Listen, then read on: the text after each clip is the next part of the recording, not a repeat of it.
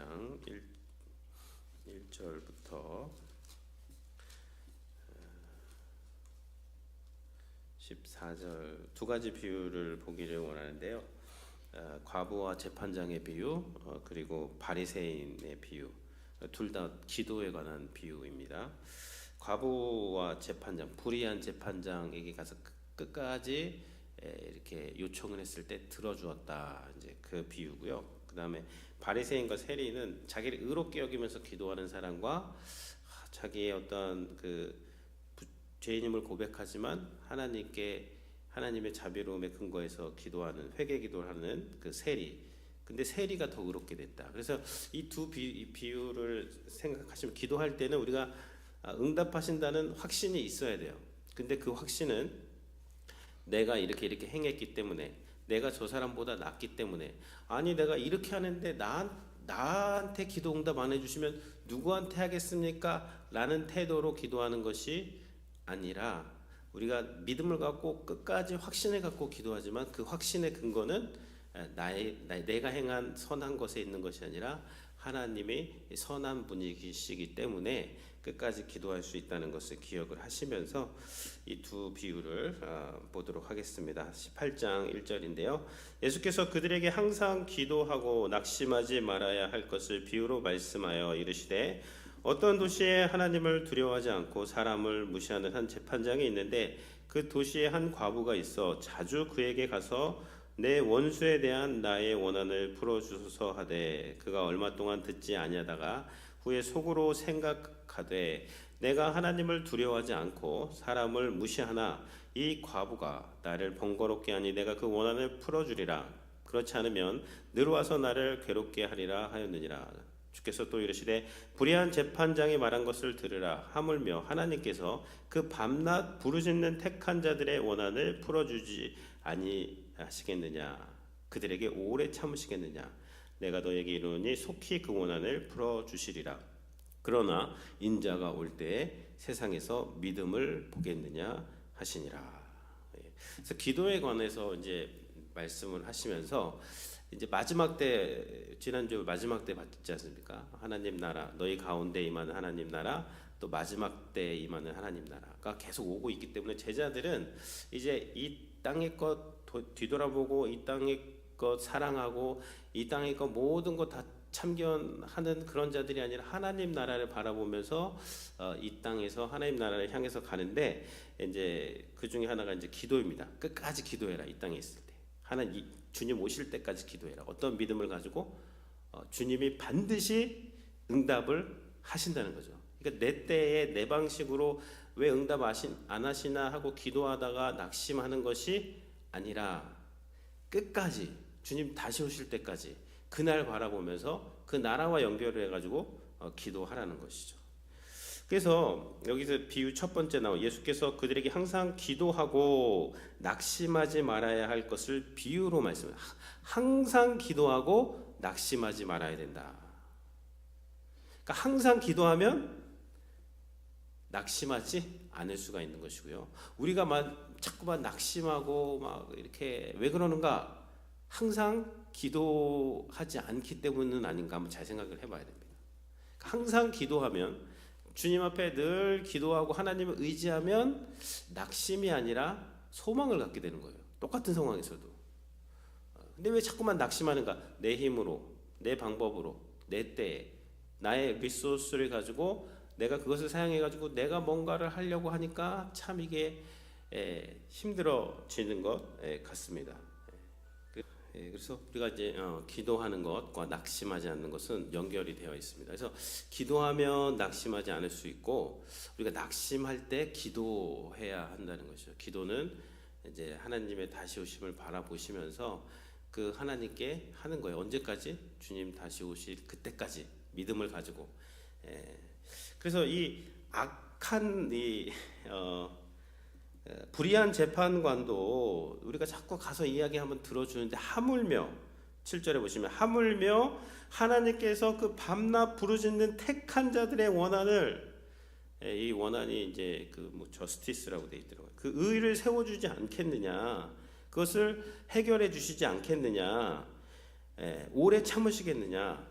그러니 너희가 믿음을 가지고 끝까지 한번 기도해 봐라. 그것입니다. 근데 언제까지? 주님 오실 때까지 내가 하겠다. 믿음을 가지고. 그런 태도로 하면 하나님의 때에 반드시 응답을 하시는 것입니다. 그래서 우리가 주일날도 봤지만 모든 기도의 제목을 다 가지고 할 수 있습니다. 말도 안 되는 기도 제목 가지고 할 수도 있어요. 근데 그걸 가지고 정말 하나님이 주신 비전이고 하나님이 주신 사명이면요, 말도 안 돼도 계속하게 돼 있어요. 왜냐하면 이게 내게 아니니까, 하나님이 주신 거니까. 근데 뭐 내 욕심이라든지 어떤 내 잠깐의 어떤 뭐 기분이라든지 그런 건요, 하다가 다 이제 동력이 떨어지는데, 이제 계속해서 우리가 어떤 기도 제목을 가지고 끝까지 할 수 있는 것들, 너무너무 중요한 것이고, 그러니까 두 가지가 다 있어야 되는 것 같아요. 하나님 안에서 만족하고 감사하고, 오늘을 참 감사하게 살 수 있는 것, 이것이 성도들에게 있어야 돼. 기도 안에 있어야 되고, 또 한 가지는요, 비전이 있어야 됩니다. 큰 꿈도 있어야 돼요. 어떤 분은 큰 꿈 같은 건 난 다 필요 없다. 난 오늘만 잘 사는 게 내 꿈이다. 뭐 그것도 좋지만 그래도 하나님 안에서 비전을 가지고 기도를 해야 됩니다. 큰 하나님의 나라, 우리가 하나님 나라 백성이고 하나님 나라가 이 땅 가운데 임하게 하려는 그런 것인데, 그것이 큰 비전이든 뭐 작은 비전이든 어쨌든 내 현실에만 만족하지 말고 또 앞에 있는 비전을 놓고 기도하는 그런 기도 제목 두 가지가 다 있어야 되는 것이죠. 그래서 이제 끝까지 기도하라는 거, 하나님 반드시 들어주신다. 마지막 그런 8절, 내가 너에게 이르노니 속히 그들의 원한을 풀어주리라. 그러나 인자가 올 때에, 이게 17장 마지막 절에 한 그 인자가 오실 때, 마지막 예수님께서 다시 오시는 그때까지 세상에서 그 믿음을 가지고 하나님의 자비하심과 신실하심에 의존해서 기도하는, 끝까지 기도하는 사람들을 많이 볼 수 없다는 것이죠. 그러니까 기도하라는 것입니다. 그리고 이제 두 번째 비유도 기도의 비유예요. 제가 또 읽겠습니다. 또 자기를 의롭다고 믿고 다른 사람들을 멸시하는 자들에게 이 비유로 말씀하시되, 두 사람이 기도하러 성전에 올라가니 하나는 바리새인이요 하나는 세리라. 바리새인은 서서 따로 기도하여 이르되, 하나님이여, 나는 다른 사람들 곧 토색 불의 간음을 하는 자들과 같지 아니하고 이 세리와도 같지 아니함을 감사하나이다. 나는 일에 2번씩 금식하고 또 소득의 11조를 드리나이다 하고, 세리는 멀리 서서 감히 눈을 들어 하늘을 쳐다보지도 못하고 다만 가슴을 치며 이르되, 하나님이여 불쌍히 여기소서, 나는 죄인으로소이다 하였느니라. 내가 너에게 이르노니 이에 바리새인이 아니고 이 사람이 의롭다 하심을 받고 그 집으로 내려갔느니라. 무릇 자기를 높이는 자는 낮아지고 자기를 낮추는 자는 높아지리라 하시니라. 기도할 때 우리가 끝까지 기도하면 하나님이 들어주신다라고 그런 믿음을 갖고 해야 되는데, 그 믿음의 근거가 하나님, 저는 이렇게 했습니다. 하나님, 저는 따로 두 사람이 기도하러 성전에 올라갔어요. 근데 한 사람의 어떤 확신에, 하나님이 내 기도에 응답하신다는 그 확신의 근거가 뭐냐면, 저는 뭐 토색 불의 간음 그런 저 사람들하고 같지 않습니다. 전 다릅니다. 저는 거룩하게 살았습니다. 저는 일에 2번씩 금식을 했습니다. 수요일하고 뭐 금요일날 뭐 금식도 하고, 소득의 11조를 뭐 드리고, 또 멀리 서서 그 소득의 11조를 드리고 뭐 이것도 하고 저것도 하고 교회 봉사도 했고 뭐 구제도 했고 이런 것들을 했기 때문에 하나님, 제 기도에 응답해 주셔야 합니다라고 그런 확신해 가지고 기도하는 사람이 이 바리새인들이 되는 것이죠. 그런데 또 다른 사람은 누구냐면 세리입니다.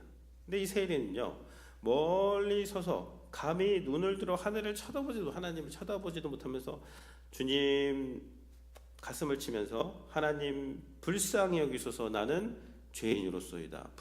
이게 불쌍히 여기다는 게 have mercy on me, 저에게 자비를 베풀어 주십시오. 그겁니다. 자비. 그러니까 이 세리의 기도는 뭐에 근거하냐면, 하나님, 저는 자격이 없지만, 그러니까 믿음을 갖고 기도하는데 뭘 믿냐면, 나는 자격이 없습니다. 그러나 하나님, 저에게 하나님의 자비를 베풀어 주십시오. 이게 회개입니다. 회개. 나는 죄인으로서도 죄인을 인정하면서도 하나님의 자비를 구하는 그 회개, 그러니까 하나님의 자비로우심에 근거해 가지고 그걸 믿고 물고 늘어지면서 기도하는 거죠. 그게 믿음이라는 겁니다. 그러니까 내가 이렇게 했기 때문에 하나님 응답하셔야 됩니다를 근거해 가지고 막 믿음을 갖고 기도하는 바리새인보다 하나님의 자비, 내가 죄인인 것을 인정하고 하나님의 자비하심을 근거해 가지고 그것을 확신하면서 그 성전에 왔잖아요. 가슴을 치면서 하나님의 자비를 구하, 이게 회개라는 거예요. 그런 지금 그러니까 이게 바리새인들은요, 뭐든지 다 예수님이 할 때 자기들은 의롭고 저 죄인들, 세리들, 예수님과 함께 있는 사람들 못마땅해 있거든요. 저들은 죄인이라고. 근데 그들이 회개했단 말이에요. 주님과 함께 있으면서 회개했는데 누가 더 의롭느냐? 회개한 그들이, 하나님의 자비를 의지한 그들이 자기를 스스로 의롭게 여기는 바리새인들보다 더 의롭다함을 받았다. 14절에 내가 너에게 이르노니 이에 저 바리새인이 아니고 이 사람이 의롭다 하심을 받고 그의 집으로 내려갔느니라. 그래서 기도를 할 때 우리의 자세를, 우리의 태도가 진정한 기도, 믿음을 갖고 하는 그 사람들의 태도는 무엇이냐면요, 자기를 높이는 자는 낮아지게 되는 것이고요, 자기를 낮추는 자는 높아지게 되는 거예요.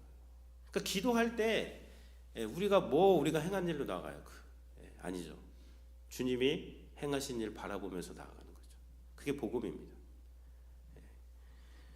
그래서 오늘 기도하실 때 하나님 반드시 응답하세요. 이거를 우리가 믿어야 됩니다.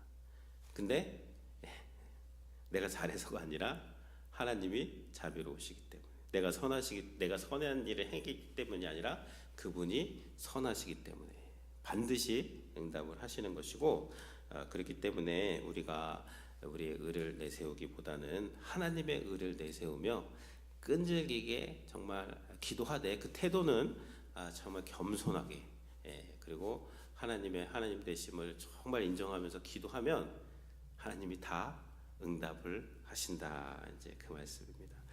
함께 기도하겠습니다.